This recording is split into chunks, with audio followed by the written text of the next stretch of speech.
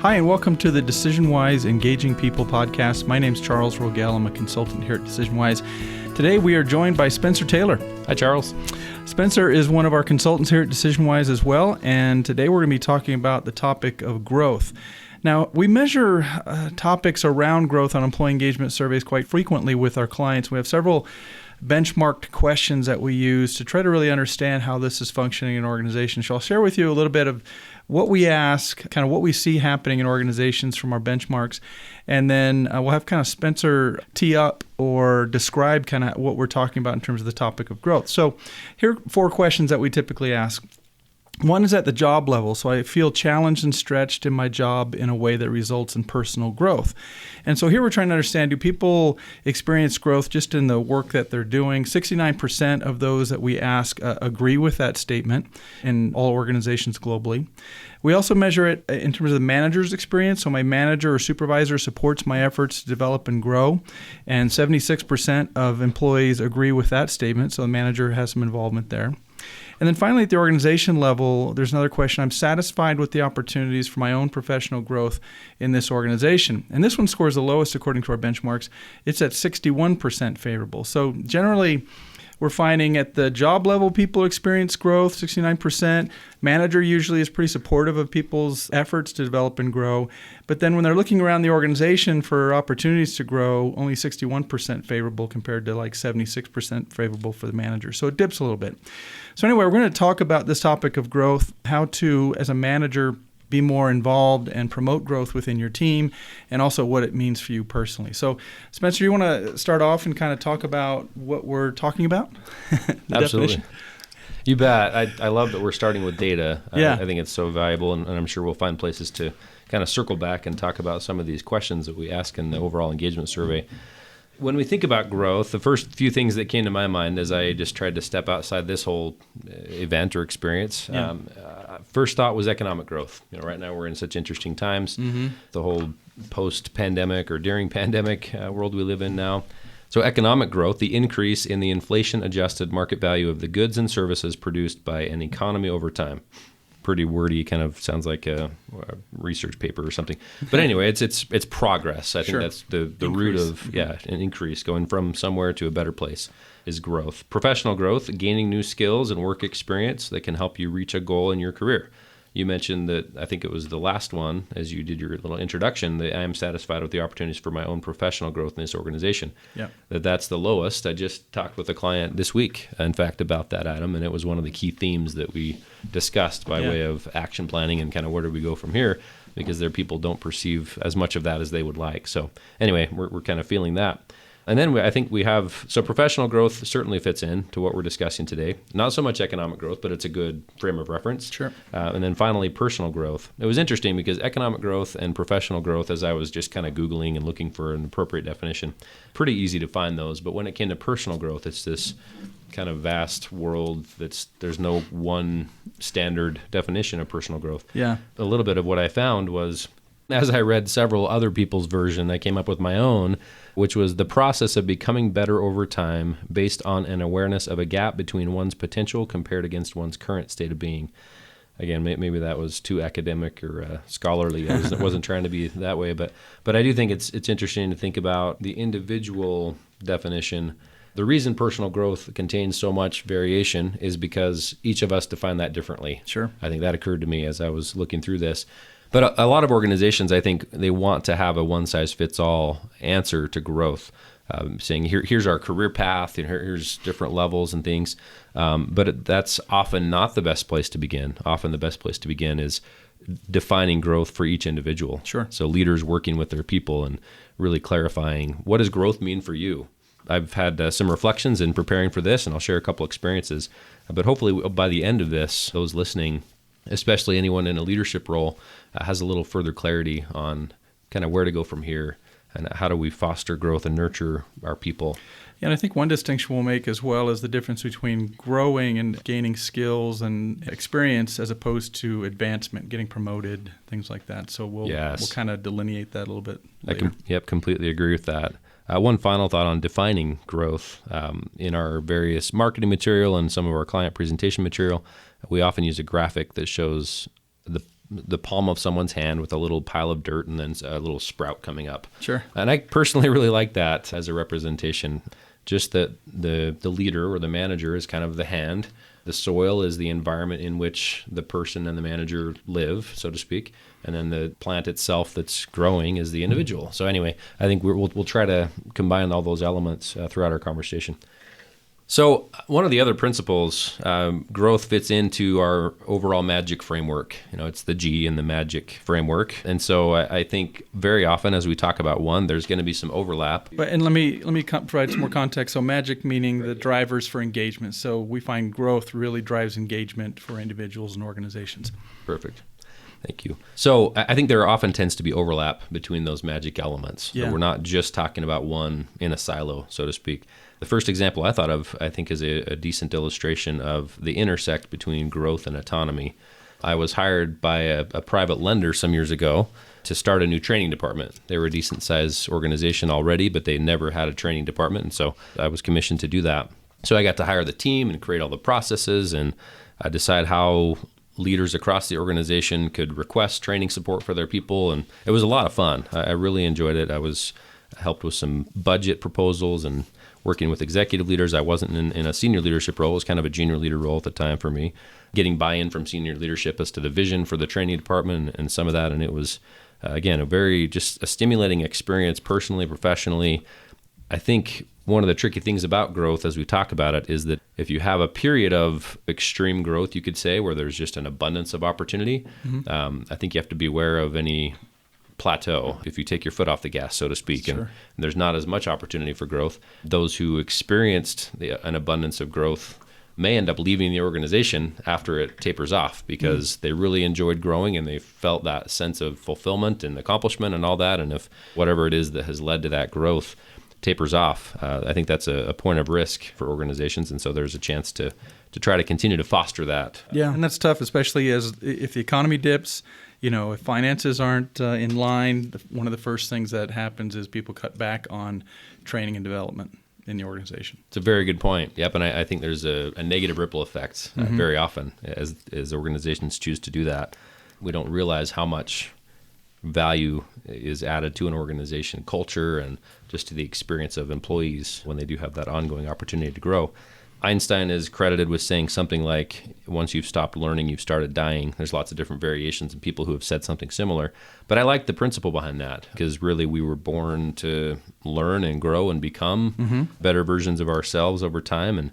And so once an organization stops helping facilitate that, just like overall engagement is we call it a 50-50 proposition, that there's only so much an organization can do to create that experience. In other words, to nurture the soil and to allow the seed to germinate. It's ultimately the seed that gets to choose, so to speak, whether it's going to germinate, in this case, the employee. Also, I've noticed, both as a leader and just as an employee over my career, that, again, as we kind of talked earlier, growth is individual in the sense that some people don't necessarily need aggressive growth day in and day out. Some people would actually shy away from that because whether they're more introverted and they prefer to just kind of stay in their lane, so to speak, and just focus on their tasks every day. And they do great work, but they're not looking for any version of growth, whether that's a formal promotion. Like we talked about, growth is not just that, and we'll get into further defining that. Yeah. Whatever it is, not everyone wants to grow in the same way. Right. You can't really force someone. And you have people that are just perfectly happy coming to work, being proficient in their jobs, doing their job, getting the work done, and then going home. And I've talked to managers where they've tried to have that growth conversation and they got nowhere with it. And I'm like, well, don't force it. If they're happy, fine. If they're delivering, great. If there's no performance problems, you're fine. But you probably have a lot of, there's always, the big thing lately has been millennials wanting growth opportunities. And that's like their number one, value when they join an organization. So, then they're struggling on the other end saying, I've got these people that want to be promoted in 6 months, and always asking, what can I do? What can I do to learn and add, and things like that. So, there's kind of a spectrum.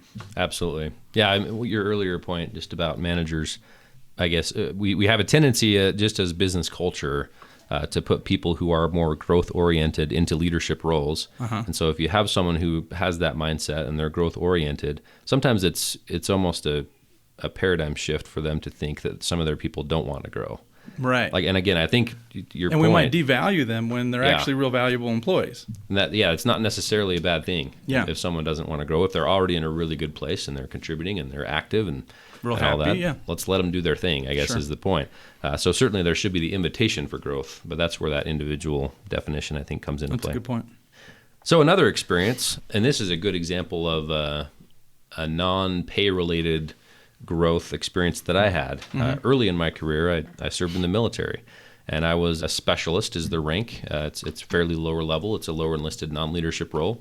And the next step beyond that, it's a unique rank in the military that not a lot of people actually have, just because it doesn't represent a pay increase. It represents becoming a leader in terms of receiving your stripes. A corporal has 2 stripes, and a sergeant has 3. So there was this opportunity for me to put in a bunch of work and prepare to study for this promotion board. The military has a very, very rigid system for promotion, and so you have to go before a board. There's typically a sergeant major and a first sergeant and some very senior people. And so for me as a new soldier, preparing for that was really stressful, but I just had this urgency and this desire to take that opportunity to lead, even though it didn't mean any increase in pay. So it was stressful. Again, I learned a lot through it. I had to study just hundreds and hundreds of pages of military doctrine because you don't know what questions are going to be asked at the board. They can just throw anything at you that they want to. They can give you a scenario and kind of see how you'd handle it or whatever. Yeah. But it turned out I did receive the promotion and passed the board. And when I pinned on those stripes, even though it didn't represent an increase in pay or anything, in fact, it meant more work, more hours, people reporting to me. It just felt so great to be able to grow in that way. So again, I think it's just an illustration that we don't have to write bigger paychecks necessarily to create opportunities for meaningful growth for our people.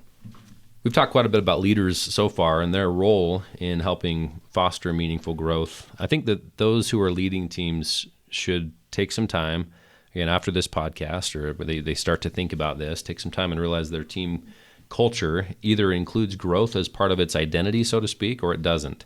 I think those that lack that growth component of team culture are going to have a harder time keeping people in the long run. Again, not that everyone wants to grow. We have variation there, but creating an environment where growth is a clear possibility, I think that's going to make a big difference at the team level. Yeah, because it's frustrating when people join an organization, they don't even know what it takes to learn or grow and advance, whatever the case is. Like, what is the path? And if it's too ambiguous, people get frustrated because they're like, I don't know what it means. I can take on all kinds of projects, but it's not really counting for anything sometimes. Absolutely. Yep, I agree with that. I mean, just again, to build on our example of a non-pay related growth opportunity, it can even be much smaller than a non-pay promotion, as my experience of corporal illustrates.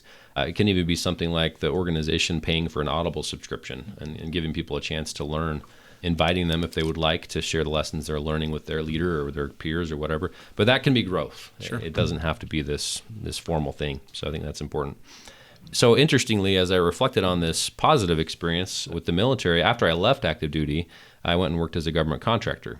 Speaking of pay, I was paid a great deal more than I earned as a soldier. Soldiers aren't paid very well in general. I was in a training development role at the time, and I kid you not, for an 8 to 10 hour day, I would be given enough work to occupy about 20 or 30 minutes of my time. I mean, it was, a lot of people loved it. Again, speaking to people that are fine to just kind of be sit idle there, and sit there and read books or whatever. I'd have people sitting next to me reading these novels, and because we're all given just this tiny little bit, just because of the way the world of government contracting works. It's a kind of a slow, big moving machine that you can't just say, hey, I need more work, and they can give it to you. It all has to do with, request for proposal and all these. Yeah, a lot of formality. It's a big machine. So, but it drove me crazy. I mean, I'm making a lot more money. I should have been delighted, but I didn't last very long in that. Less than a year, I was out of there because it didn't challenge me. It didn't allow me to feel like I was learning new things and growing. And I did have great people to interact with, but it was not the thing for me. So again, I think that embedded in that little story is that principle of gauging a leader's interaction with their direct reports in a way that aligns with that person's determination to grow rapidly or to grow steadily or not at all. So also, I hope that one of the principles that our listeners will take to heart is the power of creating organizational systems where growth is programmed into the business model. In the military, again, I'm reflecting back on that just because I just shared an experience, but they have a really, really effective system. Sometimes it is slow moving, but it works every single time. So I think especially smaller to middle market companies don't often have a system for how growth works here, so to speak. Like here's just how we approach that. In thinking more about the idea of building a system for growth, it's very appropriate for us to reflect on Peter Drucker and the great contributions he made. Probably one of the biggest contributors to just overall management science. And he wrote a lot about systems thinking and building systems in businesses. The Fifth Discipline is one of his most acclaimed books, and he did a great job spelling out a way of how to do this. There's a gentleman who was kind of a disciple of Drucker, so to speak, and I wanted to share just a little excerpt of something that he shared. He said, Peter Drucker was a smart man, but more importantly, he worked to make unique contributions in his field and did the hard work to develop concepts and theories that others could use. There were a number of ways he could have spent his time rather than writing books and papers on his research. However, you do not get a medal from the President of the United States for having great conversations or taking up a number of hobbies. Good ideas need a place to go. So I love that for a couple reasons. One, just the content itself is valuable, but also it illustrates that Drucker led by example, that he was looking for continuous growth. He was always searching for a better, different, more efficient way to do things and looking, again, to systematize things in a way that got his hands dirty out there in the field working with companies. Yep, he wasn't just sitting in the classroom having all these ideas. He was out there making meaningful things happen. Completely agree with that. Yeah, and this is interesting because there's kind of, talking about systematizing this, smaller organizations typically don't have this figured out yet. So if you have like 100 employees, maybe even 300, 500, you don't necessarily have like a training department or even someone hired that's over training and development. And so as a manager, you might be struggling saying, what opportunities are there? How do I point my employees? How do I develop them? So, I don't have a structure to plug people into. I've kind of got to create it myself. And sometimes people thrive in that environment where it's like, hey, the possibilities are endless here. We're growing, thriving. There's all kinds of new and exciting things going on. Other times people want more structure. They want to know, okay, how do I go from level 1, 2 to 3 in my position? And is that even defined here? And so building that takes a little time and effort and growth. I normally see like 1,000 employee organization usually has that in place. Mm-hmm. It's a great point. Yeah. And I think part of the risk also, speaking of the wisdom of systems, is that if you basically delegate that responsibility to each manager and you have, let's say it's a fairly small organization, you have 10 managers, you're going to have 10 different ways that we define growth here. Yeah. One of those managers changes and leaves the organization and somebody else comes in and now you have basically an 11th version of what growth looks like. So I think senior leaders need to think about that, even in relatively small organizations, so they can establish some form of a system for how we, some framework. Absolutely, yeah. And speaking again back to Drucker, this is a direct quote from one of his books on systems thinking. He said that the design and development of something new, as yet unknown and not in existence, which will establish a new economic configuration out of the old known existing elements, will give these elements an entirely new economic dimension. It is the missing link between having a number of disconnected elements, each marginally effective, and an integrated system of great power. Yeah. So I mean, it's I have to read that 3 or 4 times to really get the get the wisdom of it, because it's pretty thick, right? It's heavy. It's got a lot of really good wisdom there. But I especially like that last little part. It is the missing link between having a number of disconnected elements, which would be the 10 manager example of 10 different ways to do it, versus each coming together and creating an integrated system. And I could see this happening where managers are getting together in whatever their monthly, quarterly manager meetings. And if you don't see it as a manager, why don't bring it up as a topic, or maybe make an agenda item. Say, how are you developing and growing your people? And let's kind of share best practices here and get do this more uniformly as opposed to every man for himself. Yeah, no, a really good point. Your comment just now reminded me of a Simon Sinek talk that's pretty widely viewed about how great leaders help their people feel safe. I don't know if you've happened to see that one, but it's really, really well done. But part of the point there is that senior leaders have to help their junior leaders feel safe to make some of those decisions and help create the system, so to speak. And then those leaders have to help their people feel safe in the sense that they get a vote as to what growth looks like and some of these things. So I think there's a nice intersection between growth and culture as well. Just, again, team culture, organizational culture. having it well known in a place that you can share ideas anytime. You can come up with what's next for you in your career to a pretty significant extent. And it's funny because, if you're feeling like there's no defined way, typically if you bring up this issue in an organization, HR is like, great, please define what the job responsibility is for your people. Let's get clear job descriptions in level 1, 2, and 3. You define, because as the manager, you know it best, or maybe you even have your people do it, but you've got to define what that means first. And so part of that resides on you as that front level manager to create that so HR can take it and say, okay, great, now we have a level 1, 2, and 3 figured out for this position. And there's a growth path, and you as a manager help to create that. So don't rely on someone else because you're the one who knows it best. That's a great point. It brought to my mind as well another organization that had a great growth culture. They were actually an ESOP, so an employee stock ownership plan, where the employees basically own the business. Yeah. And they had a pretty unique approach to what you just described. Every time someone left a position, whether it was because they moved to another part of the organization or they just transitioned out, when the new person came in, they basically allowed that person to rewrite the job description.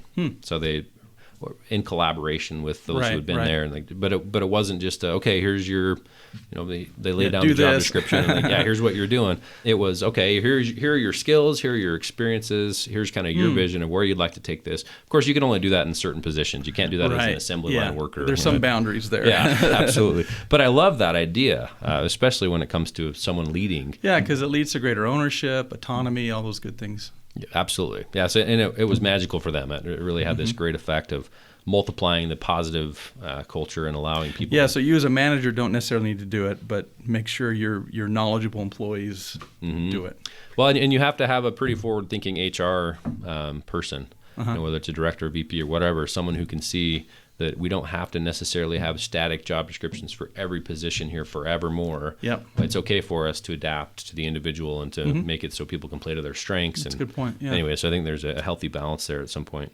So, Charles, what are your thoughts on why people don't pursue growth? And we've talked about this a little bit. Yeah, so generally there's some barriers there, and some of these are social or cultural, others are more practical reasons, and then some are more emotional reasons. So the social cultural ones is sometimes it's just frowned upon. We just don't do it here. Or, if I'm going to go off and take on a new project or go to a training program for a week, I'm going to leave my team members in a lurch, and so they're going to be upset. My manager might be upset because I get behind on my work and doesn't encourage that. So if there's a culture that doesn't encourage growth and development and spending some of that extra time to do so, it can really detract from people taking that opportunity. Yeah, no, I totally agree. And one of the thoughts that came to me, and you actually, I think in our prep for this session, you talked about some of the emotional reasons that someone may choose not to pursue growth. And there's kind of one little nuance to that I thought it would be worth fleshing out here toward the end of our episode, which is the idea of overconfidence. Someone feeling like, I'm fine as I am. I don't really need to grow anymore. I've been doing this for a long time. Yeah. Kind of an idea. There was a study back in 1972.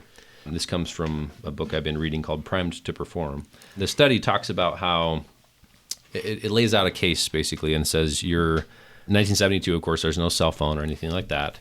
Your spouse has asked you to go by the mall and pick something up.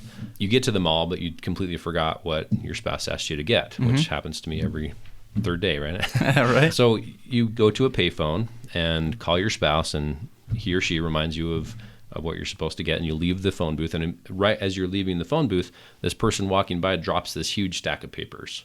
The question that was researched first in a survey format, would you stop and help the person pick up their papers? And about 96% of people responding to the survey said, absolutely, I would totally help someone to drop their papers. But in reality, as the experiment was done, only 4% of people stopped and helped the person pick up papers. So though it doesn't directly relate to growth necessarily, the idea is we tend to sometimes give ourselves too much credit, and it takes a little bit more of a deliberate effort to really kind of reprogram some of our tendencies. So as we think about how good we are at something, one of the statistics you shared with me is what was the percentage of professors that... Yeah, like 94% of professors believe that they perform above average work. Yeah, so that overlaps a little bit, this example to me. At least we sometimes overestimate how good we are at something or how efficient we are, whatever it might be. So I think there's opportunity for all of us to pause and say, you know what, though I don't want to beat myself up, I do want to acknowledge that I can certainly do better. I can understand more. I can grow, again, in both formal and informal ways and push myself to new limits. Yeah. So I hope that people will take that away, and myself included. Great. Yeah, the other barrier I was going to say, the practical ones, sometimes they're just not money or time. Like if I see people, like organizations with a high or a low score around workload, like the amount of work I'm expected to do is reasonable, scores low, then people don't have enough time to experience growth, or growth opportunities or training or take on special projects. So there has to be a level of workload that is appropriate for people to still be able to take on extra opportunities. So organizations that can't engage in like expanding promotion opportunities and things like this, I think something as simple as encouraging people to be curious and allowing them a little bit of space to explore curiosities. And again, from a business leadership standpoint, that often yields pretty incredible results. Yep. Something like Google's pretty well-known policy that people can spend 20% of their time or so working on a project of their choosing. Things like Gmail and some of these pretty widely adopted technologies have come out of creating that space to be curious. Yeah. Also, Jake, our producer here, who does the show behind the scenes, is an Apple fan. Steve Jobs came up with the idea for the Mac OS, really from visiting Xerox PARC, looking at an overall technology that had nothing to do with an operating system, but he got the idea for a mouse and kind of the overall graphic user interface from that experience, from a display that was there in a totally different context. So just being curious, and that led him to, of course, have pretty great success there leading Apple. So those little ideas, I think, can have a big impact without having to allocate more funds or have anything formal. Charles, one of the ideas that I think you addressed this in the magic training that you've been working hard on, is this idea of zone of proximal development. I'm not trying to flip the script here and interview you here, but I'm just curious if you have any thoughts on that. No, it's an interesting concept because it's kind of foundational to adult learning, this zone of proximal development. So the idea is that there's some things that we develop proficiency in that we're good at, that we'd say are pretty easy to accomplish. Maybe sometimes it takes a little bit more effort to perform. Then the zone of proximal development is where it starts stretching our capabilities. This is where an activity or something becomes harder. It takes more practice. Whether it's learning how to shoot a free throw, for example, where you develop the consistency and the muscle memory to do it, or working in spreadsheets and learning new skills and how to do, create a macro or something more difficult that's out of your current learning. The zone of proximal development, we find that when you have more opportunities to operate in that zone, you're more engaged. That's when you're experiencing growth. Now, you can't be there all the time, and it can't be too challenging or else you'll fail and get frustrated. But you should have opportunities throughout the week or the month where you're kind of in that zone. You're on Google, watching YouTube videos, whatever, learning how to do something. And that's when you're really kind of experiencing growth. I love that.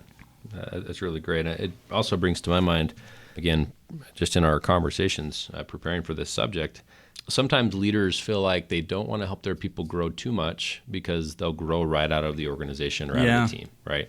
But the truth is, not enabling them to grow is a much greater risk than risking, I guess, leaning more toward the opposite end of the spectrum of extreme growth. Sure. The reality is, in almost every case, what's best for that individual to make a meaningful contribution is best for the organization, even if that means a role change or even an exit from the organization at some point. I think there should be this abundance mentality that as we help people grow to their potential, ultimately everybody wins at the end of that road, so to speak. Yeah. And I think another point here is, talking with managers, coaching them on 360s like you do as well, I find I ask a question usually and I say, how much of your time is spent with your people, like managing people, as opposed to your full-time job? Like, is it 50-50? So sometimes they say, yeah, I've got my full-time job, plus I have 5 direct reports, and so I try to split my time. But I have my full-time job usually takes 90% of my time, and I spend about 10% helping interacting with my employees and delegating work, things like that. And it's optimal when you have a team of maybe 8 to 10 and you're a full-time manager, you don't have your own plate of work, you're just in charge of your people and executing results through them, because then you can really grow and develop your people. And I find that managers, when they have that experience, where they're just managing people, is very fulfilling for them. So they see their people grow, they're learning, they're achieving, things like that. And that's what really drives their engagement a lot of times, as opposed to, gosh, I feel so guilty because I can't spend enough time with my people because I have to travel and do all these other things as part of my role. So if you're stuck in that 50-50 role, it's hard. But realize that the more you invest in your people, the more they will excel and deliver, and the easier your job will be as well. That's awesome. I like that. And there's kind of this multiplier effect, right, of someone being able to do that really well. That's an exciting place to be. The other thing I was going to add is right now it's tough. Like everyone's working from home. You know, you look at growth opportunities and say, well, gosh, all the training courses are canceled. Maybe there's some online training and things we can attend. There's no conferences to go to. So how am I going to develop my people or help them to grow when they're working remotely? And that's going to be a struggle. But I think, again, it's going to be about experiences and projects and new opportunities and talking with them. Hey, how do you want to grow? This is hard. What are we going to do? And those conversations really make a big difference. I like that. I think one specific conversation that a lot of organizations are having that can be uncomfortable is how do we need to adapt to this new environment? Yeah. I think sometimes that conversation only takes place among an executive team as opposed to allowing people, employees, and team leader level, kind of lower level leaders to be part of that conversation. Yep. There's some logistical reasons that it can't necessarily be every person joining that conversation. But I think the idea is as you help people answer some of those adapt or die type scenarios, like how are we going to adapt to the new future or the new normal, that is growth. That process of thinking about ideas of how we can change and new product idea or whatever it is. Yeah, and I think another thing I've seen, especially during the last recession and now this, is when there are layoffs, then you've got your current employees taking on all the responsibilities of those that have left. And so they're gaining more experience, exposure. Maybe their workload just doubled and they're doing the same thing. But typically they're doing new work, different work, and it's helping them grow and develop. And so if you can recognize that, appreciate that from them, tell them again, hey, it's temporary. We're going to hire people as soon as things pick up again. That's a good way to frame growth for people now, too, as opposed to just, I'm working twice as hard for the same money. Agreed. Anyway, any other final thoughts or ideas you want to share? Yeah, I guess I would just summarize by saying that this whole growth element, this growth component, I hope we've illustrated that it's pretty vital as an ingredient for building teams that perform at a high level, high performance teams overall. Also, growth doesn't have to mean promotion. You did a good job early on calling that out, and we talked about a couple of examples of that. Leaders can really empower their people to grow without increasing salaries, without assigning more direct reports. Again, just allowing them to share ideas, to have a voice, to kind of help dictate a little bit of their own future opportunities is enough in a lot of cases. Mm-hmm. And then the last point is leaders should apply systems thinking, this whole idea that we introduced around Peter Drucker, building out a sustainable system, an ecosystem where growth just happens because that's how we do things, as opposed to just you happen to have a manager who understands growth and it goes well as long as that manager's here, but when they step out or go into a different role, then it kind of crumbles. So hopefully people will be thinking about that systematization piece, because I think that's the way to really create sustainable growth. Agreed. Thanks, Spencer, and thanks everyone for joining us. I just want to give one shout out or one plug for additional information on this particular topic. So we do a lot of training, magic training on engagement. One of the components is this topic of growth, where we help managers understand how to promote growth within their team. So if you want to learn more about our new online rollout of our magic training, engagement magic training, go to engagementmagic.com. From there, you can see a video, some other materials about the training itself. You can also take a self-assessment. It's our Engagement Magic self-assessment to evaluate your own level of engagement in your role. You can have your team members go through it. It's entirely free. They get their own personal report emailed to them. It's interactive. And so you learn a lot about your own growth experiences as well as engagement and how you can improve those for yourself. EngagementMagic.com is the website, and we hope to see you on a future webinar. Thanks.